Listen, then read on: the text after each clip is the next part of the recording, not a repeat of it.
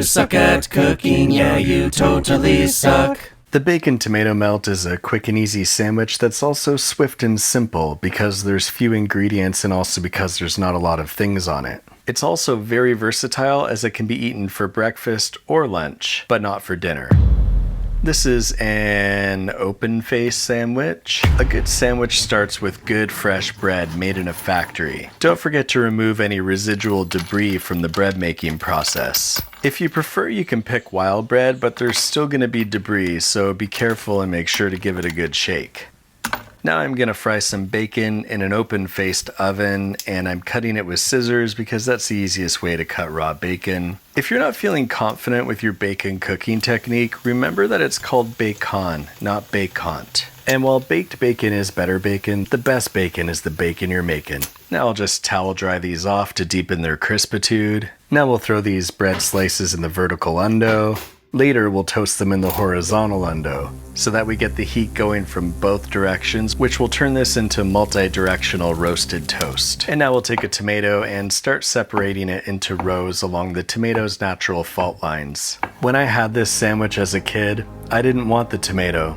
I was young, dumb, full of gum. I didn't realize that the tomato added crucial acid to really complete the flavor of this sandwich. So don't let your kids skip it, or your adult fussy baby.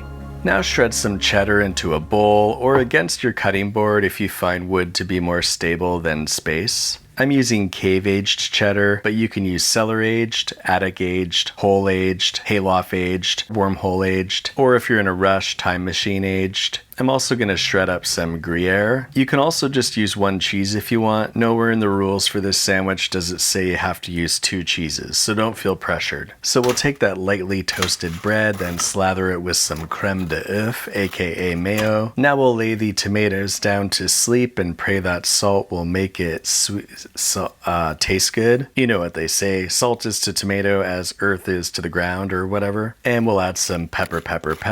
Now we'll take that ice cold bacon that's been sitting around for way too long, then add a sizzling sound while you layer it on there. And now we'll shovel on a small mountain of cheddar with a little topping of Gruyere. If you don't want to add the Gruyere, you can just go ahead and add regular air. Now it may look like too much cheese, and that's because it is. Now we'll throw the undo on brundo to broil it, and it's always good to immediately set a 1-minute timer because we live in a distracting world where people don't pay attention and sandwiches get burnt. Throw the pan in there and keep a close eye on it with the door open. If you don't want to broil it, you can just put the sandwich on the bottom of the pan and turn on the bottom burner. That sizzle lets you know it's cooking. Whoop, oven's still haunted, I see.